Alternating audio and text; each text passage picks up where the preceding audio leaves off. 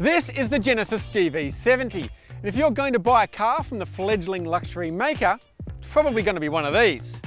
It lands smack bang in the middle of the premium mid-size SUV segment with its eyes on the Audi Q5, BMW X3 and Mercedes-Benz GLC. So it's going to want to be pretty good.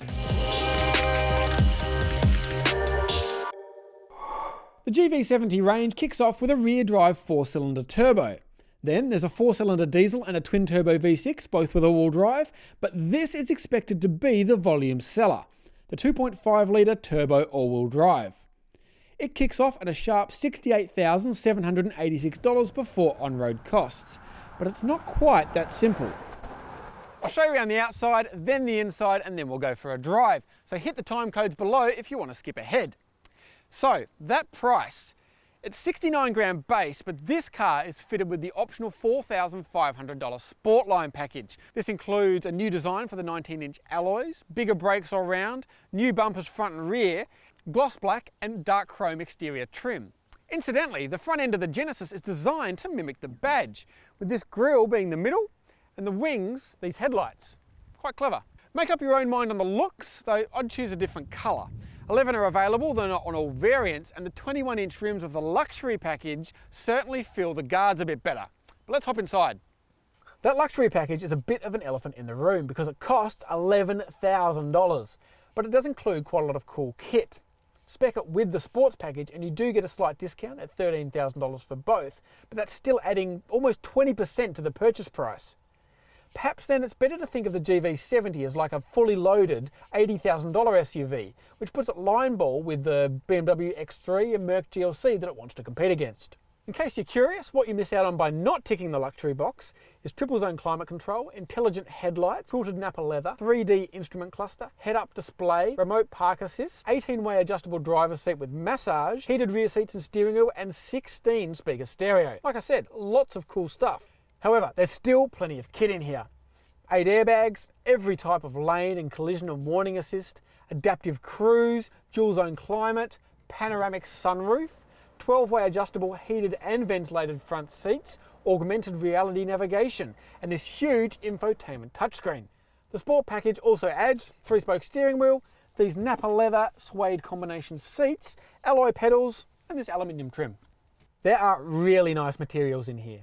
There's double-stitched leather everywhere and very, very little use of hard plastics. Even these lower doors are soft touch. Ergonomics are a bit of a mixed bag. I really like these digital HVAC controls, and the infotainment screen is also touch operated, but quite a reach if you're driving. So usually you're using this iDrive-like controller, which works pretty well.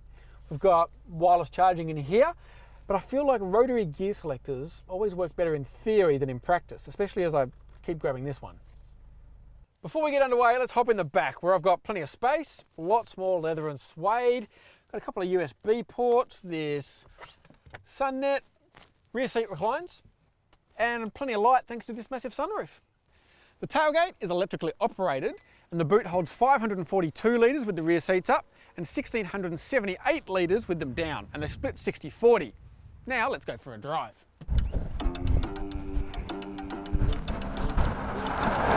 I'll go through everything bit by bit, starting with the engine. It's a 2.5-litre turbocharged 4-cylinder and it produces an impressive 224 kilowatts and 422 newton meters, figures that are a good 20% higher than most of its rivals.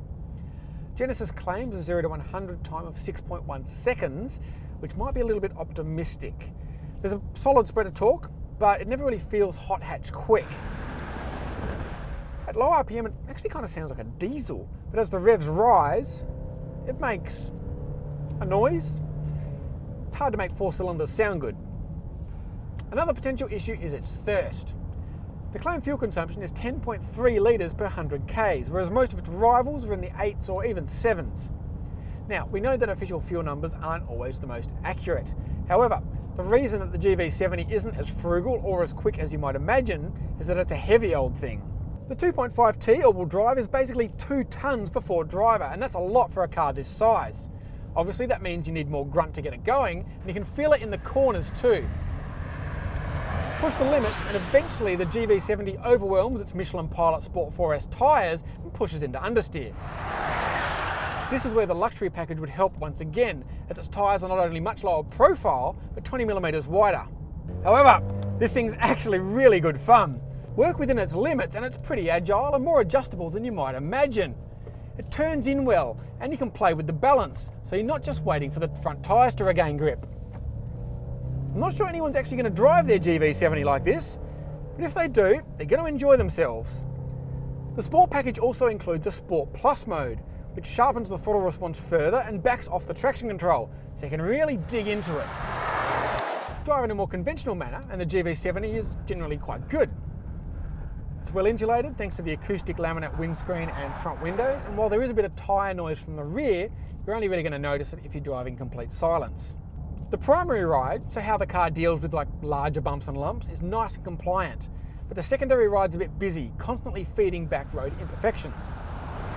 It's just not quite as plush as you might expect a car like this to be, especially with such large tyre sidewalls cushioning the impacts. So, how to sum up the Genesis GV70? Well, first thing to say is that crazy as it might sound given the extra cost, whichever engine you choose, I'd tick both options packages.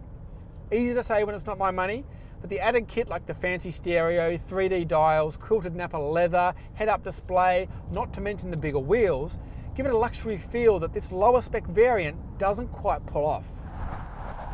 As for this 2.5T all-wheel drive, well, I know it's expected to be the biggest seller, but I'm not quite convinced. The base rear driver is lighter and more efficient, so unless you're regularly heading to the snow, Otherwise, I'd go all in on the 3.5 twin-turbo V6. Fully loaded, it's only around $9,000 extra, which makes it way cheaper than all its 6-cylinder opposition. But would you choose the Genesis over its more established European rivals? Let us know in the comments below. I mentioned in the review the GV70's augmented reality navigation, and while it didn't quite fit anywhere, I wanted to give you a look at it as it's actually pretty cool. So once the destination's plugged in, just hit this button, AR guidance. Right now I'm actually on the move. As I approach a junction, it actually counts down the distance to the next junction on the road. And then when I get to the junction, it puts a massive big arrow to make sure I go the right way. Very clever stuff.